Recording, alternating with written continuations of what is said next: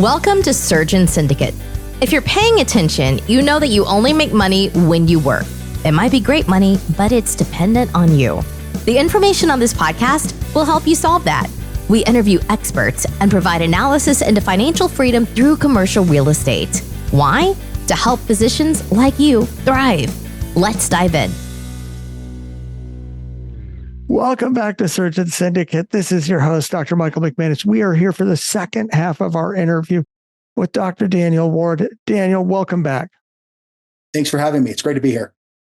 So in the first half, we talked a lot about financial freedom and building income streams so you don't feel trapped in medicine. If you didn't hear it, please go back and listen to it. It was a great show. And I think it could add a lot of value for any doctor out there, any professional who's putting a lot of time into earning their income.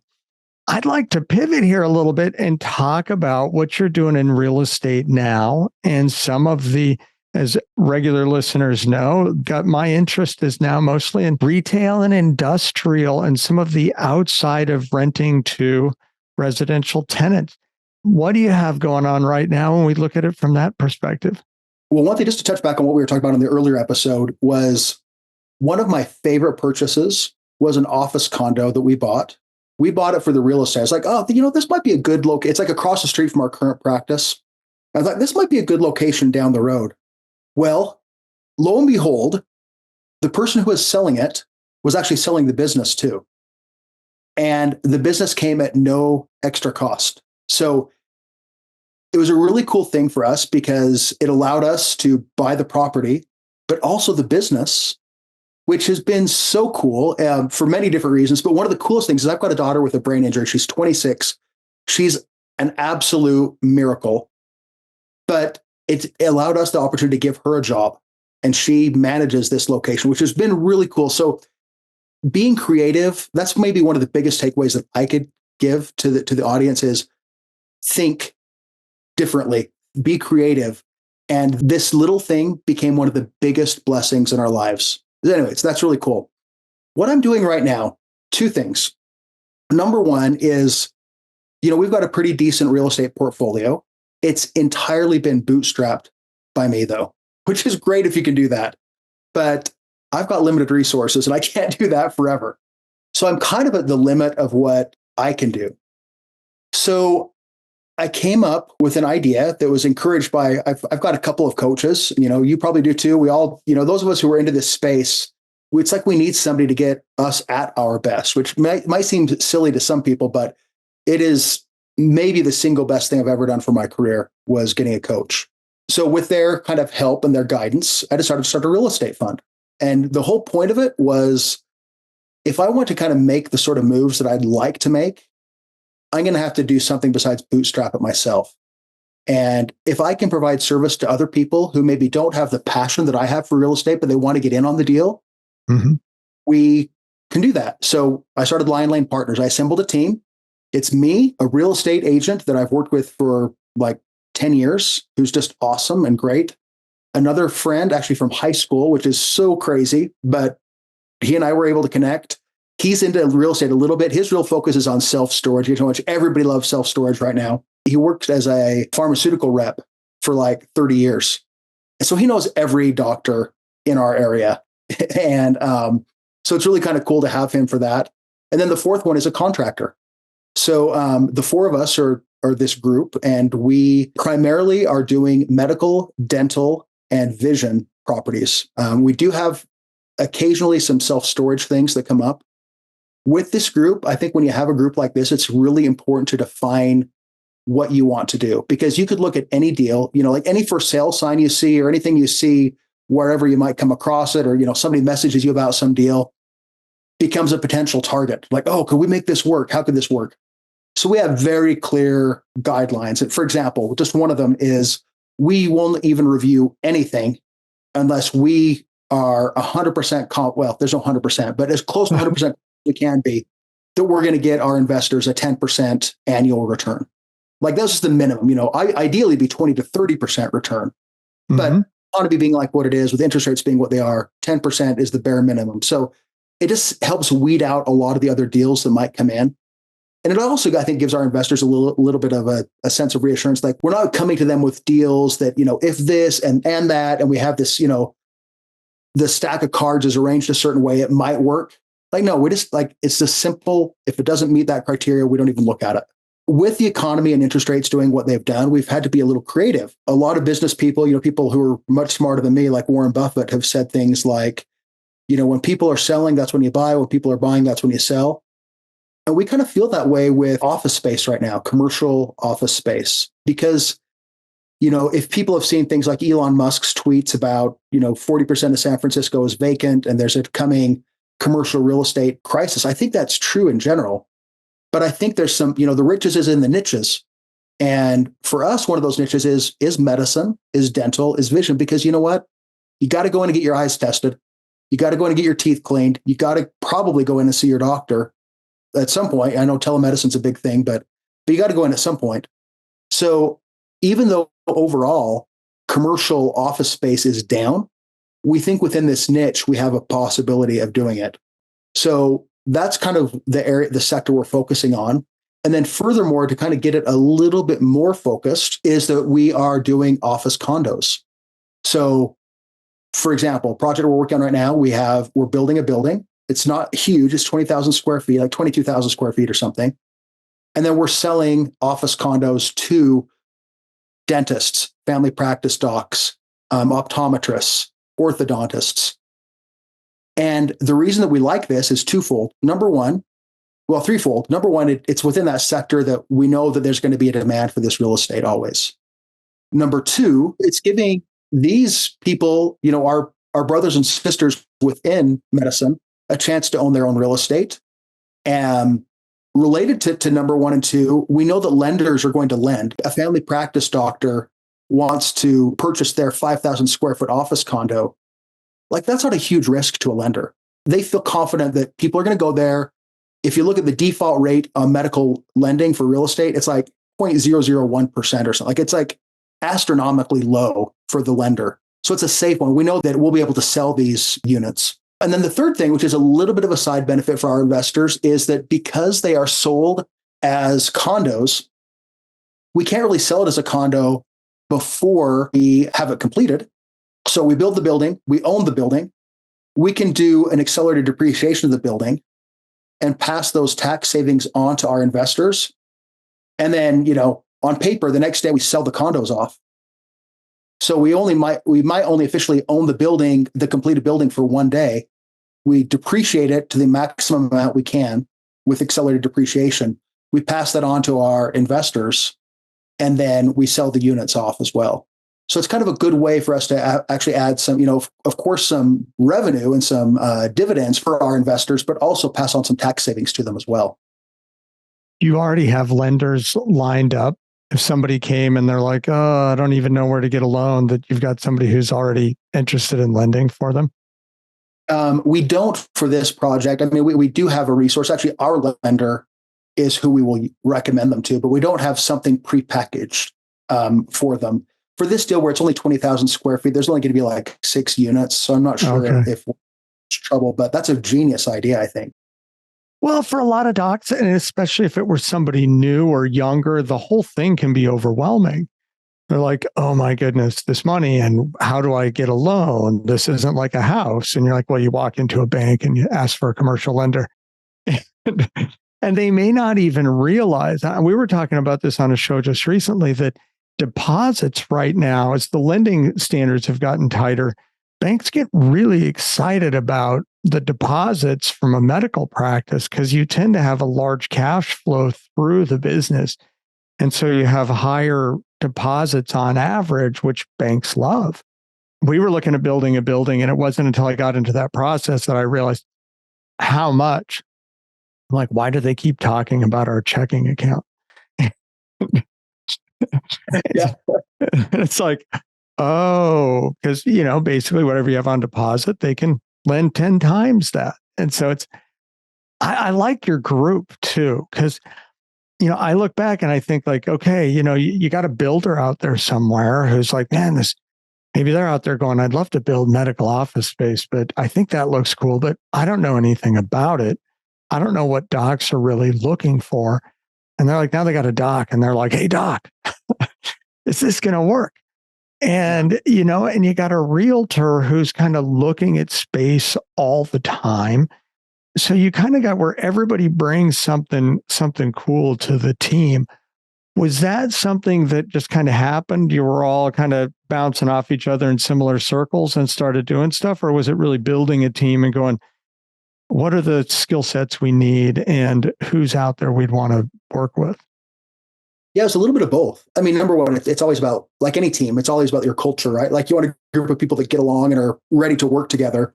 That's the most important thing. But then also, yeah, like getting incentives aligned. Yes, our realtor, when he will be the one that sells these condos, he is going to be motivated to sell them. So by him being an investor and having his own money in there, we really love the fact that he has that alignment of incentive to help make sure that we move these condos. In addition, because he is an investor, we can do some things like, if this, if that, like give our investors some comfort knowing that if they're not selling, he will lower his commission or something like that to help make sure that their investment and their return is protected. So it kind of allows us, same thing with the contractor. With construction right now, it's crazy because of even though COVID's over and a lot of the crazy supply chain things have been there are going away, there's still like weird delays on just odd things that can happen. And by him he can't get rid of all those things, but same sort of thing. Like if our primary commitment is to our investor. I mean, because it's all about that integrity of maintaining it with our investor and making sure that we are maintaining those relationships. But if it comes down to it, he's going to decrease his profit that he gets from being the contractor in order to help preserve our investors' return. And also, he's got another motivation to getting it done because he's got money tied up in it to get it sold to, not just the investor, but his interests are aligned with. And that's such a great aligning interest so that everybody's on board, because anybody who's ever had anything built knows that where you sit on your contractor's priority list can be a frustrating thing if you're not the one at the top. For sure. I was thinking about that, the team, because for a doc who maybe wanted to move into this space, that's kind of a cool space that somebody as a doctor could invest, because you bring a level of knowledge. If you know nothing about real estate, you know what you like in an office. You've heard your peers talk. You've got an idea of what a medical office should be like and what part of town you want it to be in, and all these types of things that are valuable information for a builder who wants to be building medical office space, for a realtor who wants to sell it, for lots of different places. So that's an interesting standpoint for somebody to kind of jump in and have a place to join a partnership. When you met these folks, and this is always one, because I always go back to this, because a lot of docs always feel like everybody wants to take advantage of you. My wife and I even have a joke about the doctor price with contractors. As soon as they find out what you do, the price just went up. Right. And we actually, years ago, we had a friend and she was a lawyer. And we're like, do you get that? Do you get the lawyer price? And she's like, oh no, as soon as they find out I'm a lawyer, they leave. we can't get anything done. So we get this fear of being taken advantage of. So do you have any advice if somebody wanted to go out and vet some partners to try and do things as far as a contractor or people they're going to put on that team to work together with? I mean, it's hard. I think that you're right. Physicians, I love physicians. I feel very passionate about caring for this group of individuals, but physicians can be the most annoying people to work with too. Our whole lives we've been told we're smart, we work hard, all this and that, and we think that we are. And it's sometimes hard for us. And I'm truly saying, I'm putting myself in this category as well. It's hard for us to have that humility to like step back and be like, okay, yeah, I worked for 16 years to get where I'm at. plus everything after my training. But you know what? I don't know a damn about real estate. Like it's just stepping back and kind of being humble. We'll get back to our show in just a minute, but first I want to offer you an opportunity to accelerate your learning. My life changed, and my ability to start becoming work optional changed when I gained the people and the knowledge to start investing in commercial real estate. One of the key people there was Ash Patel, and joining his Invest Beyond Multifamily Mastermind. Well, that mastermind is no longer open, but for a fraction of the price, Ash has now made a course. And this is probably the most valuable set of information and quickest way to move along your learning curve. So if you are interested in actively investing in commercial real estate and retail and industrial and office, I would recommend this course to you. We're going to include a pre-sale link both in the show notes. It'll also be on the surgeonsyndicate.com website. And in your checkout, it'll save you another 1%. I know it's not a lot, but every little bit helps if you use the discount code Mike1487. If you're not interested in investing actively, give us a call here at Fortress Capital, and let's talk about what your goals are as a passive investor. But it's time to stop listening, start acting, and let's move your future forward. And I think there is that fear of being taken advantage of that kind of adds to it. And sometimes some of the investor calls when we're talking to a potential investor and their concerns are just so out of line of what I think they should be, or they're just making really kind of silly choices about what they want to do. And I think it all comes down to people make decisions. Of course, they rule things out. I think it was like a sensitivity specificity thing. They rule things out based on their brain, but they actually make a purchase or make an investment based on their heart.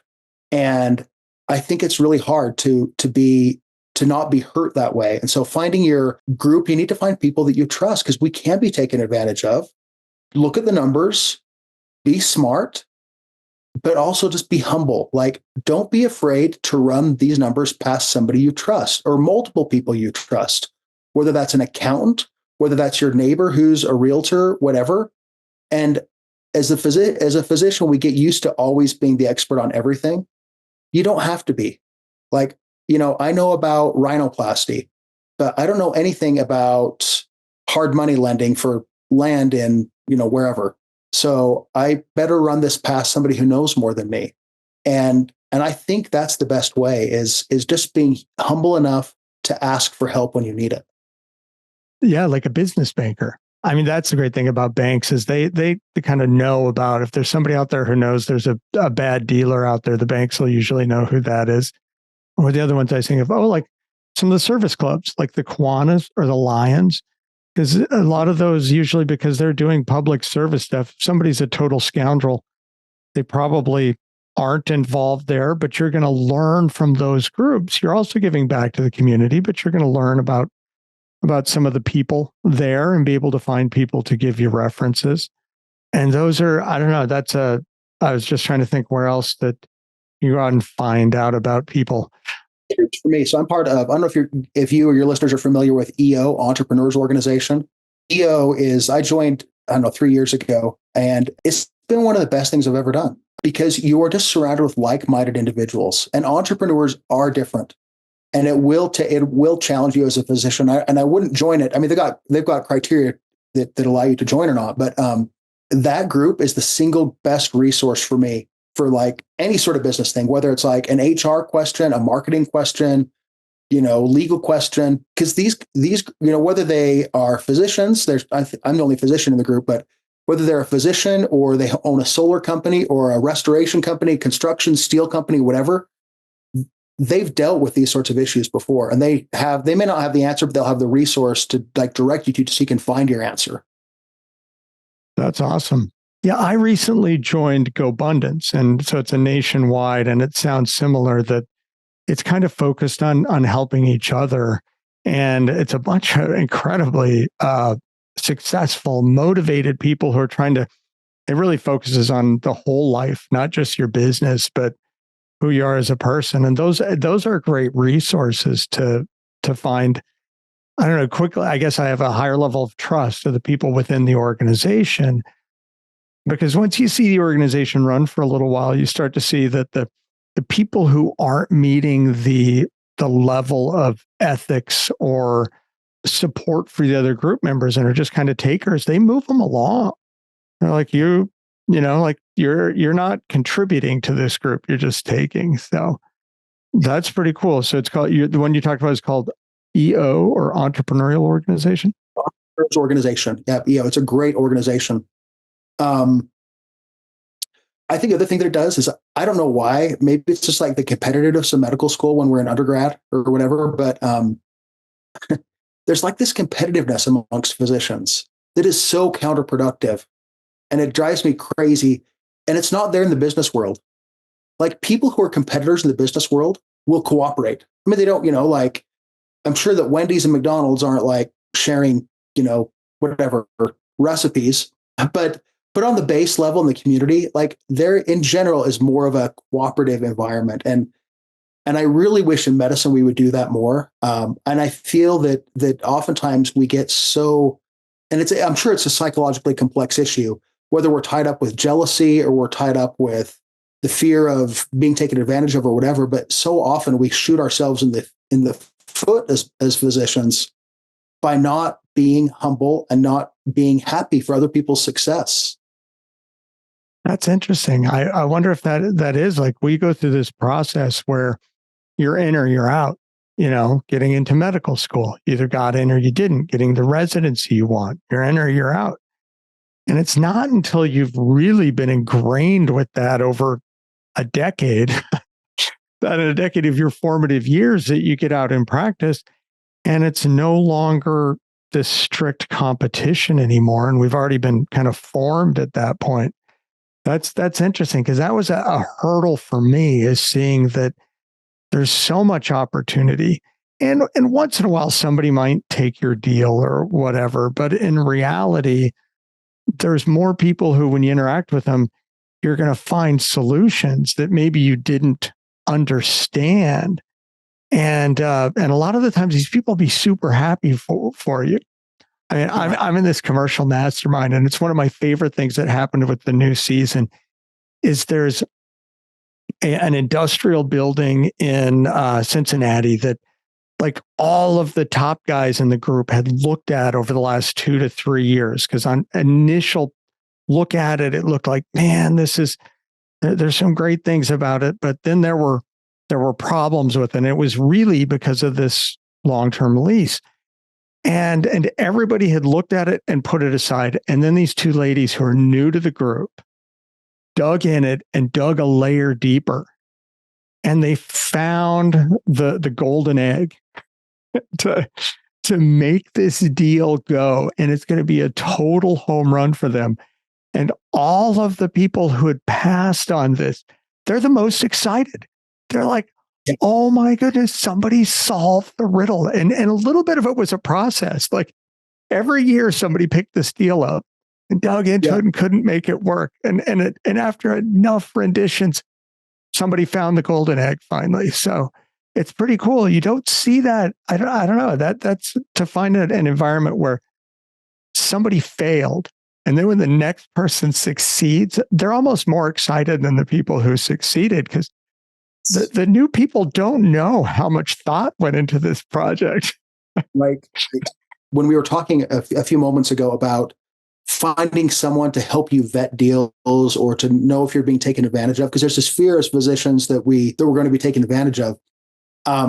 Keep that story that you just told in mind, though, because a lot of times the banker, the accountant, whatever, they may not be able to see that little nugget. There's a reason that people missed that for so long. So I'm not saying that you should take like crazy chances or something. Like, you need to be certain about what you're investing in. There's always risk, of course. That's part of the scary part, but it's also part of the fun. Of course, you and I know. But a lot of times the person who works for the bank, the banker who works for the bank, who maybe is going to analyze a deal, they're probably working for the bank for a reason. And it's not because they're a creative thinker, and I don't mean that in a denigrating way. It's just like a different personality type. They're just not going to see that possibility like a true visionary would see it. Yeah, no, that's absolutely. And they have their place that they can evaluate it from one perspective, and they can help you find out about the partners, the people, the history. They know a lot of stuff. But yeah, uncovering that gem. And that's why maybe the gem is there, is nobody's looked at it from the right perspective to say, oh, wait, here it is. So I just what I was saying a little bit more, like, I'm not saying to discount what they're saying. It's not either they have good advice or bad advice. Their advice is their advice, but their advice comes from whatever their perspective is. So, I mean, you search for multiple people to give you advice from different perspectives. So you kind of have an all comprehensive view of the deal. But keep in mind that what this business banker says, what the accountant says, what the realtor is telling you is going to be, they all have their different perspectives and their different incentives and motivations. So take it for what it's worth, and then, integrate that all together, and then make a decision that's going to be best for your goals. And sometimes they may all give you all the pieces to the puzzle. And because they're not talking to each other, but you're talking to all of them, is they hand you the whole thing. And then you go, that wasn't that hard, but it was just talking to people. Yeah. Real estate is not all passive. There is active. There's no such thing as a purely passive investment for the most part. There is some degree of active requirements to it. That's the part of it that is. That's the reason why, for like my fund, that's why there is a fee for what we do, is because we're doing all that work coming up with it. So I just think that's important for people to know. Yeah. And that, the fund fee. So this is one, just because you mentioned it, because when I started investing, and when I was investing as a limited partner in syndications and things like that, there was a lot of talk about the fees within a fund. And as I talked to some people, they really got hung up on the fees, like somehow that was a bad thing. And it was really a hurdle. When somebody told me, they're like, listen, this is the price that you're paying for them to provide the service so you can get the benefit. Now, if they're taking a 10% fee for you to get a 5% return, that might be excessive. But if they're taking a 1, 2, 3% fee, and you can reliably get a 10% that might turn out to be a 20%. I mean, really, I try and look at it now like, what are the returns and what are the reliability and the quality of people I'm dealing with? And sometimes the best returns come from the people who are also making the most money on their side too. Sure. For sure. That's because they're good at it. I love that you said that. So many physicians think of this as a zero-sum game. Like, if they benefit, I lose. No. Like get rid of that scarcity mindset. No, like, if they win, I win. Like, we both win.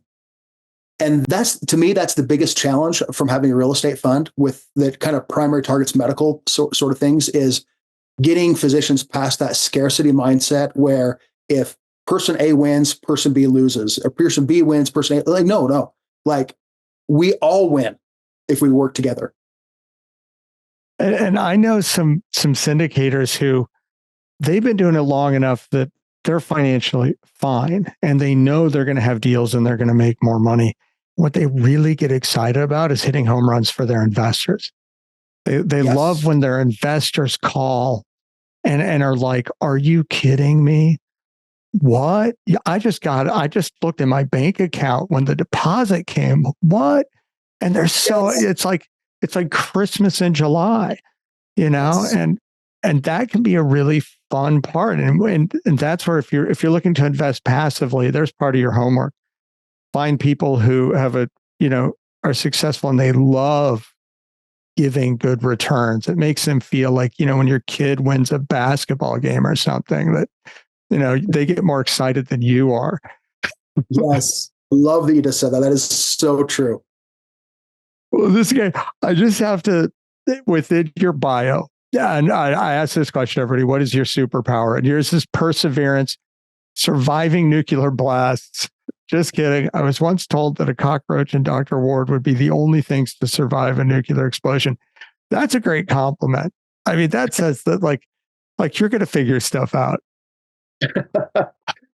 When I was first told that, as one of my attendings as a resident, I was like, holy shit, like what do you mean I'm the cockroach? He's like, yeah, we call you the cockroach. I was like, what? I don't want to be a cockroach. And he's like, no, it's because you'll survive whatever. Like we can do whatever and you'll be fine. It's like, no, don't tell me that. But yeah, I mean, I kind of do, kind of joke about it now. And I hope that's still true. But I'm just a big believer that we are so blessed to be able to be alive, to be able to live the lives that we live. Like, I can't believe that I get to do what I get to do. And it's not that my life's not without troubles. I'm currently going through actually a really terrible personal thing that's totally self-inflicted. And it's hard. It kind of hurts. I feel a little bit of pain in my heart right now, but life is still beautiful. I'm looking out the window. I can see some geese flying by. I'm having this really inspiring conversation with you. I had a couple meetings this morning that I found myself being inspired by. And I would encourage everybody to just try to live, no matter where you're at in life, no matter what you're going through, whether you're getting that, deposit in your checking account with a 35% return when you're only expecting 12%, or whether you're getting the call for the capital call that none of us want to make as a real estate person or as an investor, or, your kids are sick, or there's a cancer diagnosis, or whatever you might be going through. This life is beautiful, and we get to choose what state we want to live in. If we want to choose to live in a beautiful state where we're happy and we're satisfied and we're finding joy, we'll find that. We can also choose to live in a state where we're not. And as soon as I tried to make that transition, which I won't say that I do it every day. I mean, even somebody like Tony Robbins, he goes through a little routine, a 10-minute routine every morning to get himself primed to take on the day. So it's a constant challenge, but you do that, and all of a sudden opportunities seem to come forth. The universe seems to bless you, and you get to go forth and just live this beautiful life. That's an awesome place to finish the show. Dan, thank you so much for being here. This has been amazing. Any last words of wisdom, or I guess that last pearl was so good. I don't know where we go from there. Buy the real estate. Just kidding. No, use real estate as a tool for you to kind of find freedom for you and your family, and choose to live beautifully. If listeners want to get a hold of you, where can they reach out to you at? So at WardMD on Instagram, or they can email me, doctor@wardmd.com. All right. And that'll be in the show notes. Dan, thank you for being here. Everybody who's listening, thank you for joining us. I hope we've brought you some value in today's episode, and join us for the next time on Surgeon Syndicate. We'll get back to our show in just a minute, but first I want to offer you an opportunity to accelerate your learning. My life changed, and my ability to start becoming work optional changed when I gained the people and the knowledge to start investing in commercial real estate. One of the key people there was Ash Patel, and joining his Invest Beyond Multifamily Mastermind. Well, that mastermind is no longer open, but for a fraction of the price, Ash has now made a course. And this is probably the most valuable set of information, a quickest way to move along your learning curve.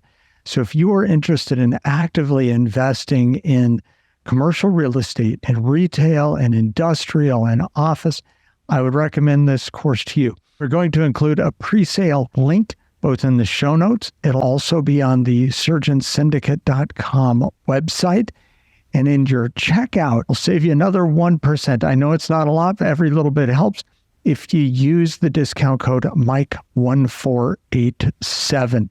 If you're not interested in investing actively, give us a call here at Fortress Capital, and let's talk about what your goals are as a passive investor. But it's time to stop listening, start acting, and let's move your future forward. This has been an episode of Surgeon Syndicate. If you got value from this episode, you know other surgeons are hungry to become job optional, and you can help them by sharing this content today. Schedule a call and we can make a plan. Looking forward to having you with me on the next episode.